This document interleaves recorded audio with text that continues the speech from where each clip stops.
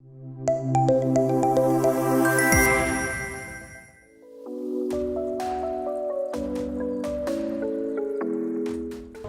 2 discussion, and the topic is interactive learning in the digital age, fostering critical thinking online. And for this, I would like to call upon stage, so ladies and gentlemen, please welcome our session moderator, Professor Dr. Arun Garg, Vice Chancellor, MVN University. Please welcome. Now I would like to call upon stage Professor Prafulla Agnihotri, Director, IIM Sirmaur.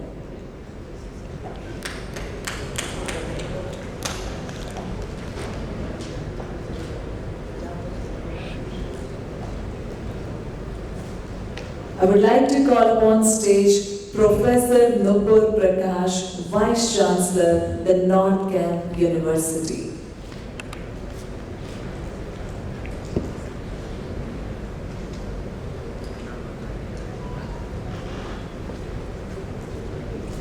With this, I would also like to call upon stage Professor R.S. Yadav, Vice Chancellor, Mastnath University.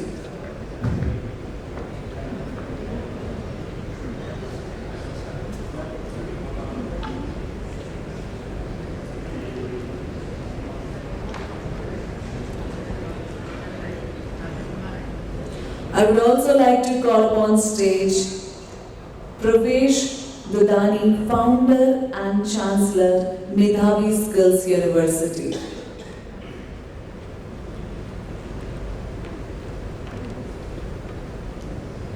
Okay, we have with us, please welcome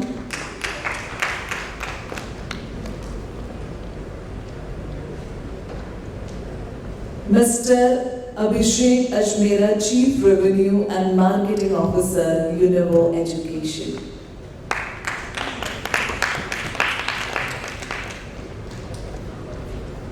And Dr.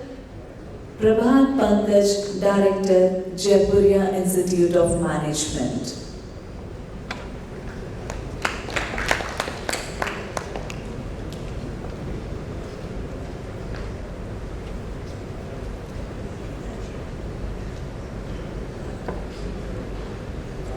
So now we are going to start our panel discussion, and the topic, as we all know, so sir, proceed to you, our session moderator. Thank you. Hello. Good afternoon, ladies and gentlemen. We have a very wonderful session, inauguration, as well as the first technical session. I am really thankful to New Normal Education Leadership Summit for inviting me to moderate this technical session on interactive learning in the digital age, fostering critical thinking online. I would like to start with two shlokas. The first one is Uttam Vidya Lijiye. We have with us our speaker, Professor Dr. V.K. Rattan, Vice Chancellor, GNA University. So please welcome. Do we have with us Professor Nupur Prakash, Vice Chancellor, ArdorComm University? So okay, we can carry on. Thank you, sir. So I start with two shlokas. Number one is Uttam Vidya Lijiye Jadapi Neech Pe Hoye. And the other one is Vidya Dadati Vinayam. So these are the two important things. Whatever we are talking about technology, whatever we are talking about interactive learning or this digital age, we see a lot of information is there in the digital media. We need to identify which is the authentic piece. Okay.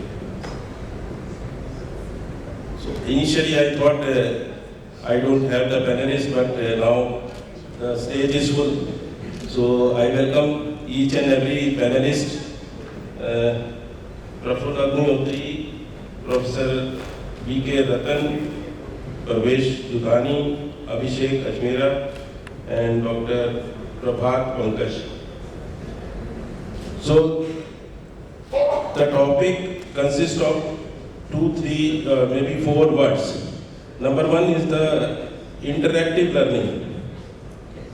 So like I am interacting, I am learning. So whenever there is a collaboration, whenever there is a interaction, you learn. Then the digital age, especially the textbook learning has become an obsolete now, and there is a lot of information available on the digital media. Then the third thing is critical thinking. So thinking right or wrong, whether we are going in a right direction or not. And then the other word is online or offline. So there are online platforms as well as the offline. We at the higher institution, we used to have all these things. The other word which I can say is that the own learning. Like I've seen my son not taking any tuitions or not taking any, so online there are a lot of information and he got very good marks in 12th, own learning. There is an advancement in technology and interactive digital platforms are coming, and we have to engage the learners, and this panel is to see how interactive learning can help the higher education to empower the students, and so that the student is placed, or we can say has got the skill set which is required by the industry. We are also telling that upskilling of the teachers and remodeling the curriculum and all those things. So I don't take much of the time. I would like to, for 2 minutes or maybe 2 to 3 minutes, first of all, your own view about the interactive learning in this digital age and how it can help the higher education. I invite Dr. Prafulla Agnihotri first, the director. I am Sirmaur.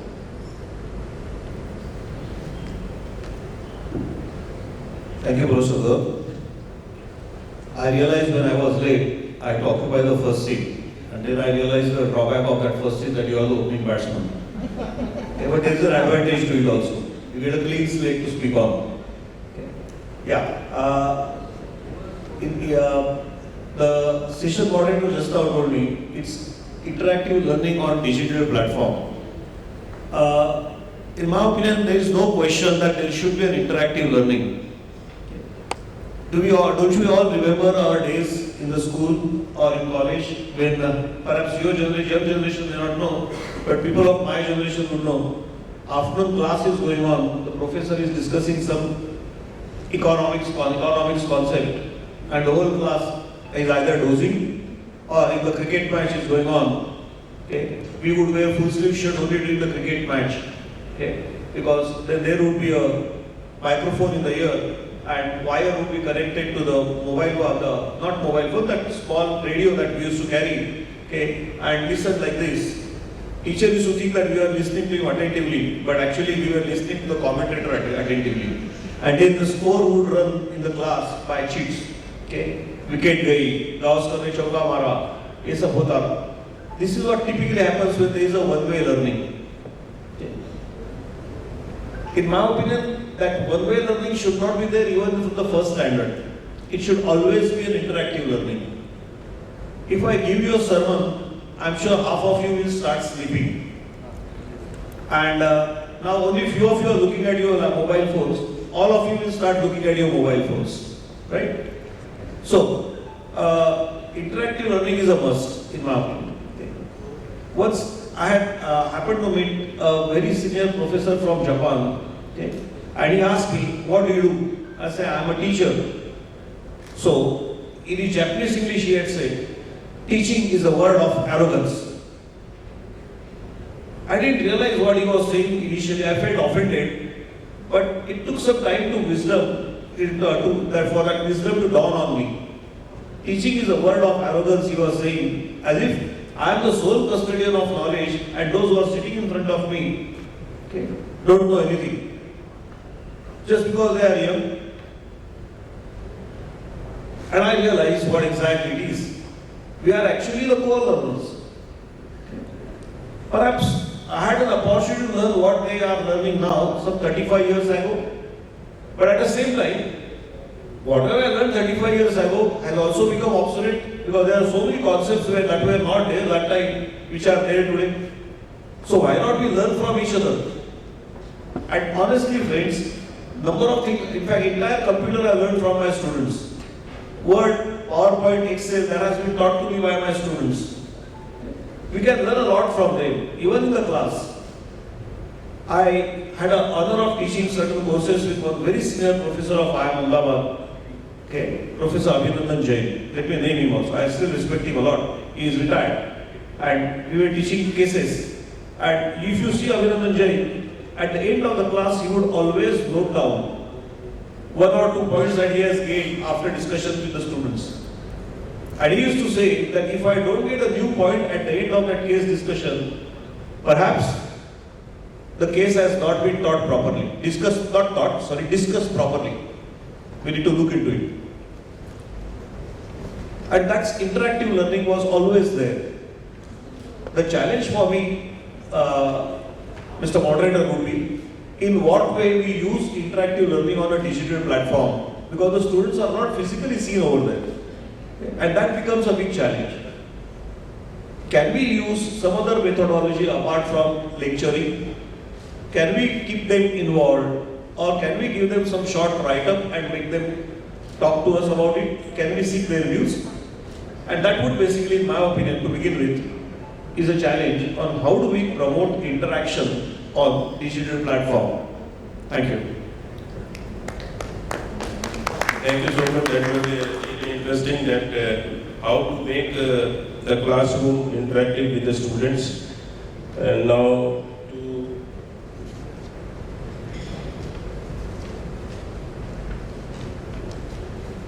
Professor V.K. Rattan. I'd like to put the question that how the technology is promoting interactive learning and critical thinking.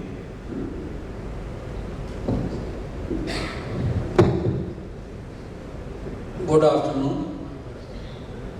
The topic given to us for discussion is the interactive learning in the digital age, fostering critical thinking. Now, as has been discussed by the professors here, interactive learning has become very important tool for today's, if we see how the students, we are interacting, they are interacting, we are also interacting with you. So by interacting, we can learn more. But this interactive learning has also changed the old methods of teaching somewhat. It has its advantages also.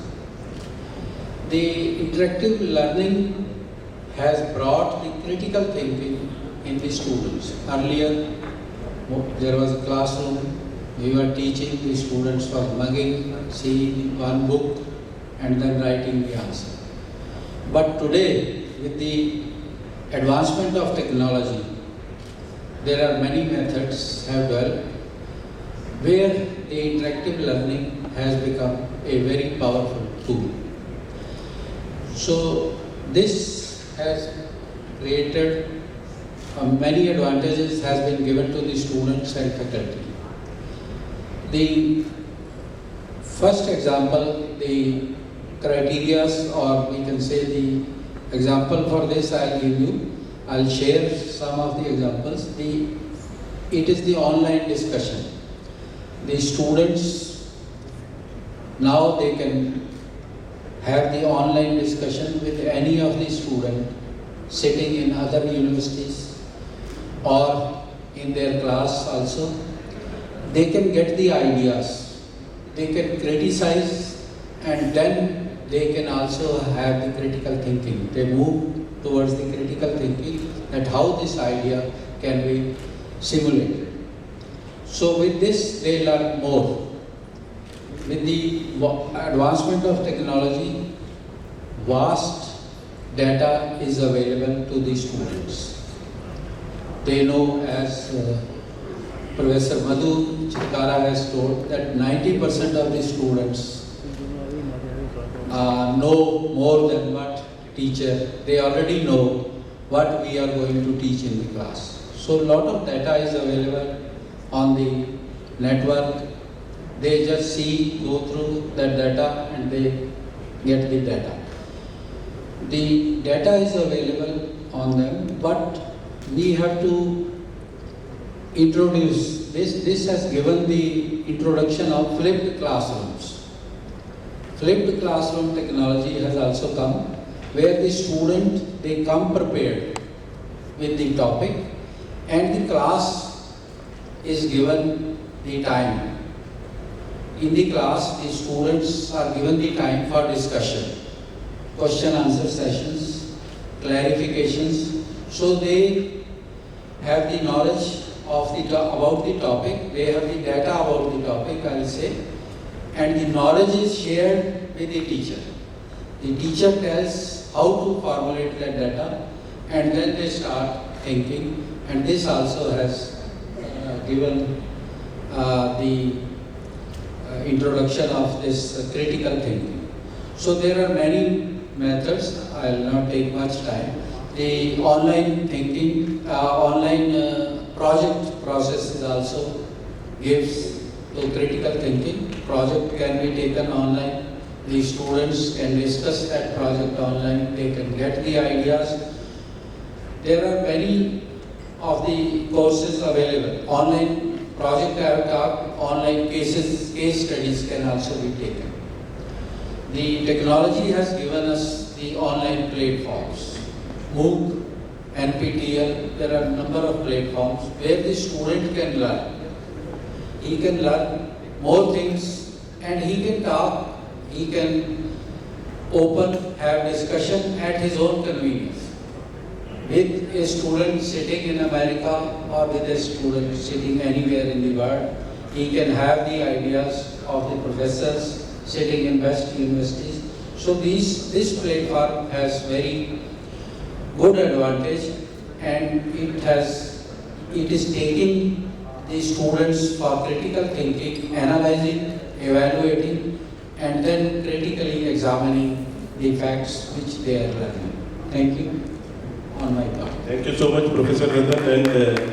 And he also talked about the flipped classrooms and information of lot of information available on the net.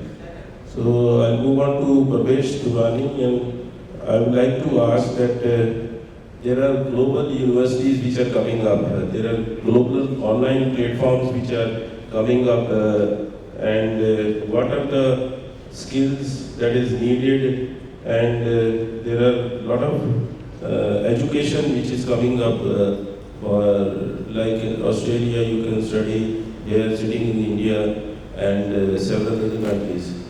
Can you give a light on that? Hello. So, as you rightly said, I mean, the whole the education ecosystem is really opening up, and such initiatives are being taken to make higher education very meaningful, aspirational, which is these collaborations with international universities, curriculum exchange, twining degrees, dual degrees. A lot of such initiatives are being taken. But there are a lot of senior panelists here, senior academicians. Rather than taking a very academic approach, let me tell you a very entrepreneurial approach and a student-centric approach which really worked for us. In this world, everybody would agree that digital learning, digital enablement, critical thinking, these are the words which we are hearing day in, day out, and these are becoming norm. For us, it may be a topic of deliberation, but for this generation Z, which is getting into colleges, it is like it's a norm right now. They are seeing the world of technology, mobile, and all of that. Now, for us, what really worked as a skills university was, really challenging the boundaries of regulation.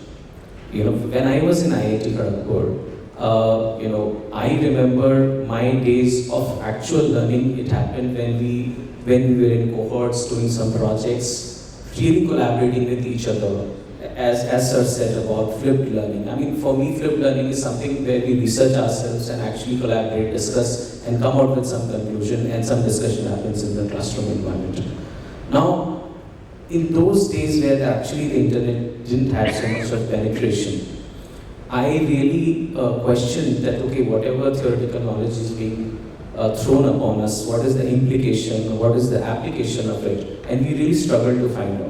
And someone who, I always thought things from an entrepreneurial view, that if I don't know the application of something, I may not be interested in learning that. And most of the youngsters we see these days are actually so critical about what education they are receiving. Now, when we formed the university, we said that no, we will make sure that we have to be a paperless university, a digital university, and where we have to question the norms. For example, having a semester-based examinations, putting a lot of pressure during the examinations. How do we reduce that load? And using the digital platforms, we can have a continuous learning and assessment process, so that every child is taken along. And thanks to these times, so good technology platforms are available, ERPs, university management systems, assessment systems, all of that are available. And now the onus for an academic institution, it's the challenge to actually empower those faculties, that how you use those technologies and really work towards your curriculum, your classroom plan. How do you, in our university, every class ends up with a quiz, and that quiz has some minute percentage of accumulated grades for their final grades. And for our semester examination, it's just 25% of the weightage. 75% is all covered during the semesters, whether it's project, community projects, some competitions they are taking part of, or some standardized assessments they are taking part of. So, for us, it's the question that it's not interactive learning we have to implement. It is about how do we empower our faculties, how do we make learning and assessment a nod in our whole process, how do we make it more skill standardized, outcome oriented curriculum. That's the challenge. And how do you make it, how do you align with the international requirements, job requirements, national requirements, how do you align it to the occupational standards which are required to perform in the job. So in any we are talking about skill integration, vocational integration, holistic education, multidisciplinary education. It cannot be done without digital. That is that's something which we are day in, day out working on it. Thank you. Very rightly said that reskilling the teacher or empowering the teachers, and also outcome of the every class, that's very good. So I would like to have the views from now Abhishek, Ajmera from UNIVO Education. Thank you very much. I think it's been a great pleasure to be a part of the panel. I think a lot of brilliant ideas being discussed about ensuring how the learning objectives of a learner needs to be met. so that the final outcomes for a learner are brilliant. Hello, thank you. So, I come from an edtech, and having serviced over 50,000 learners for long-term degree programs. These learners stay with us for 2 years, 3 years, and a lot of international universities where we have UG programs for 4 years. How do we keep the learner on track to ensure that the learning objectives are met? And of course, a lot of interactive learning opportunities being induced over a period of time. But I think a few things that have stood the test of time are the most basic things which have been mimicked in the online world, which actually come from the offline classroom, in-person coaching or in-person teaching. And so you spoke about one, which is the flipped classroom.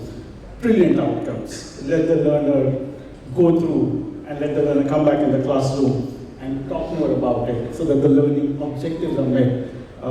So I think that's one. Second, bringing the world to the classroom.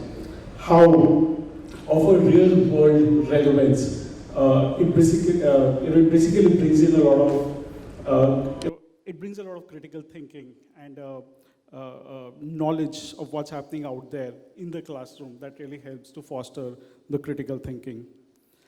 I think another thing which is already being happening a lot in the conventional mode, which has worked brilliantly in the online mode, is again virtual exchange hubs, which is a slightly advanced version of online discussions and forums. I think the right leverage, the right use of these forums have really helped the learners, especially in the online ecosystem, to bring in that element of critical thinking. The last, not the least, is the project-based learning. So how can a group of learners come together, brainstorm, and finally get an inch closer to the learning milestones and again foster critical thinking. So I think these are a few things that have stood the test of time, coming from bare basics, but in a new avatar that will really help the learner to foster critical thinking. Last but not the least, I think every cohort and cohort behavior is different from a program to program. So having the ability to make a learner a part of the teaching journey would really help to take it in the long run. Be a pleasure. Thank you.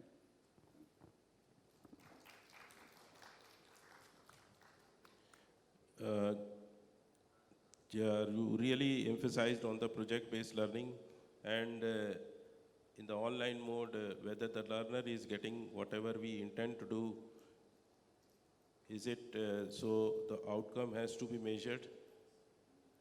Now I pass on the mic to Dr. Prabhat Pankaj from Jaipuria Institute of Management.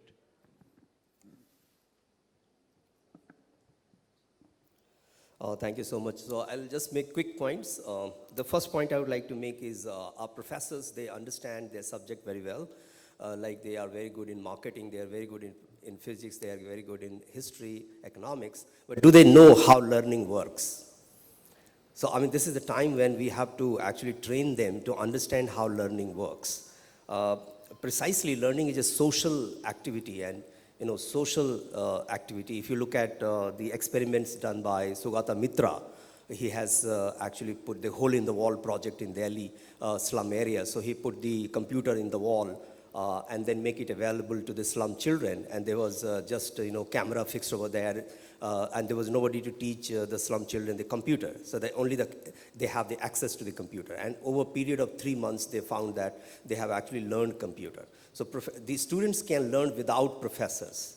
That's the profound idea, because learning is a social activity, so that we have to understand. So there is a way we need to look at learning, and this is the right time that we should, because there is physical classes, there is online classes. So how do we create the learning community online? It's a bigger task.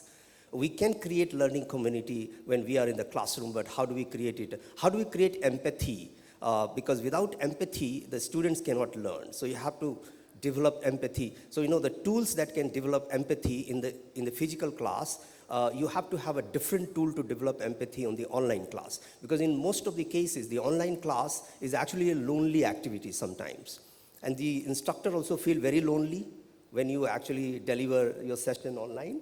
Sometimes most of the times actually the participants also feel very lonely over there. So it becomes a lonely activity. It doesn't stay as a social activity. So what we have done is, I would like to just give a brief of what we are doing it. We are actually falling back to the basics to understand the neuroscience.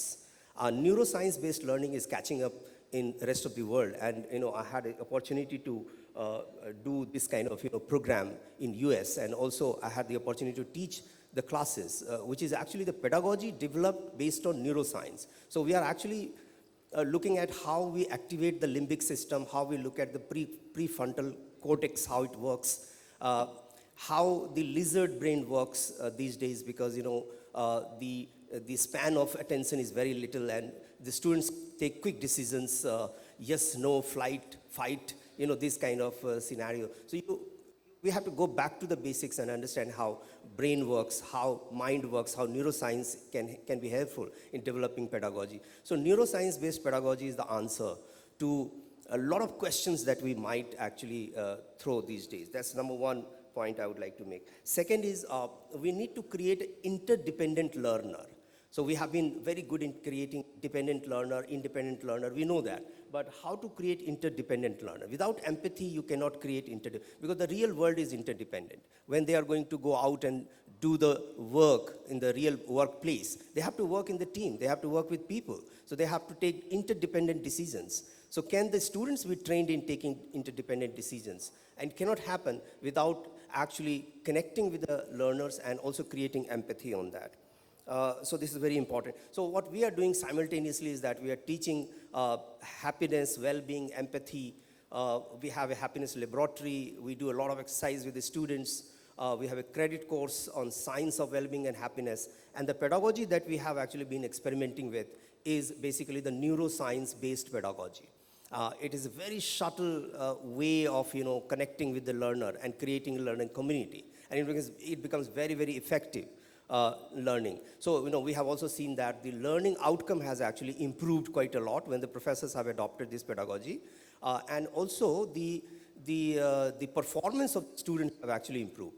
So engagement is the key to learning, and we all know that. And we have failed on creating a right engagement for the students, either online. Online is more difficult, but even in is very, very difficult job for the professors to create engagement, because they don't know how to create engagement, because they have not been trained in that. They know their subjects, but they don't know how to learning works for the students actually. So it's a matter of quite a lot of training that we need to give. So engagement is the key, because if you are able to create engagement, empathy through these kind of interventions, then a lot of issues that is actually unanswered can be answered very well. So that's the pitch I would like to make in the beginning. Thank you so much, and it's well said that the engagement in the class, making that interactive and students to participate. Last, because the time is running short, I would like to ask Dr. R.S. Yadav from Mastnath University the view on the interactive learning. Okay. Thank you, panelists, and thank you, invitee.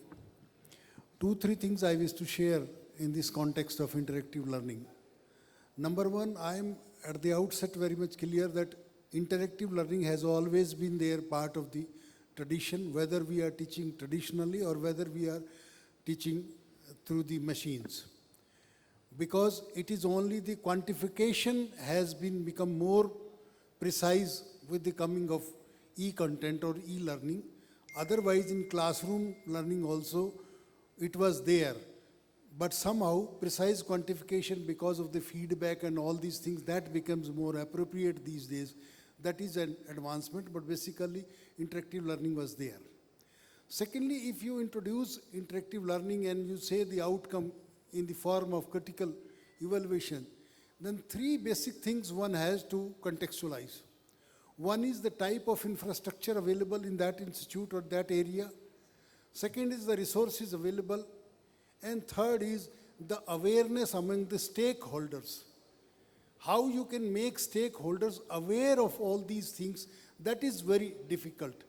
Because if we are living in metros or living in Delhi, the things are entirely different.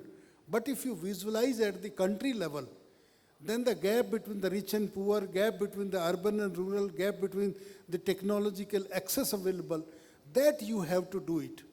So this is not that you can say universally that through online or through these modes you can develop this critical.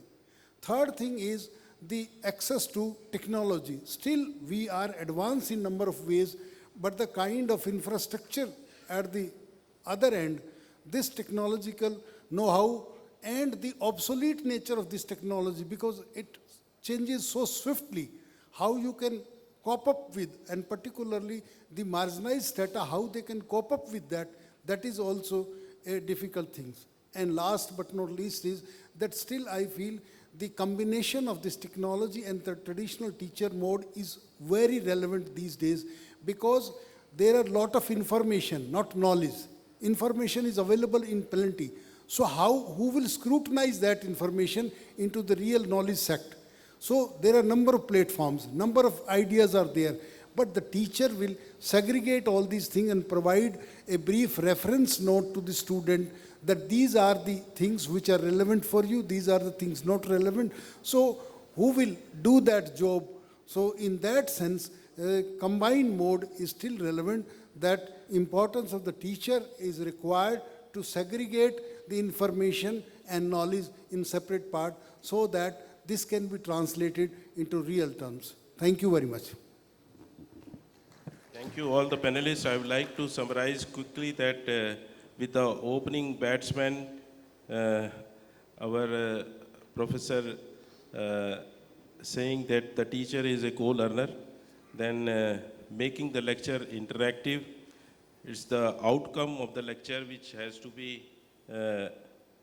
made interesting, and so many things. So thank you so much to all the panelists. Thank you all the panel speakers for the wonderful discussion we have done, as we have seen. Now I would like to call upon stage Mr. Chandan Anand to felicitate our speakers with a small token of appreciation. So we are presenting first to Professor Dr. Arun, Vice Chancellor of the University.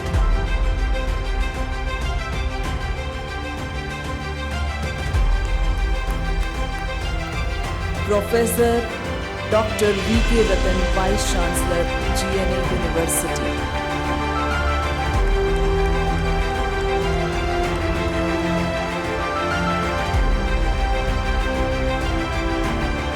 Professor Prafulla Agnihotri, Director, IIM, Sirmaur.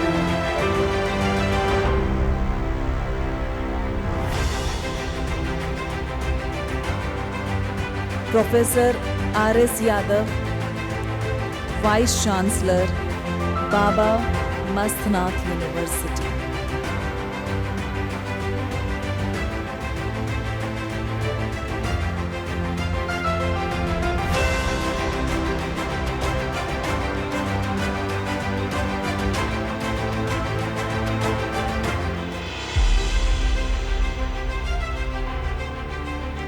We are presenting Professor Prafulla Agnihotri, Director, Indian Institute of Management.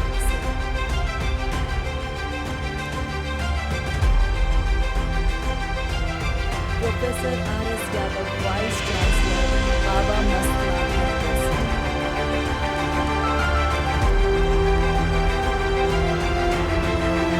Mr. Pravesh, Founder and Chancellor,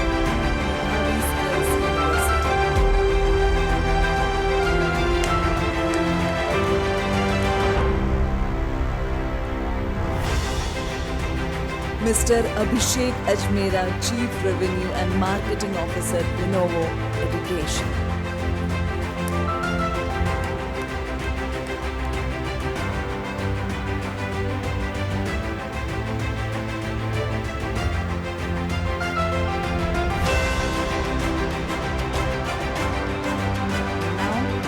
Now, Dr. Prabhat Pankaj, Director, Jaipuria Institute of Management.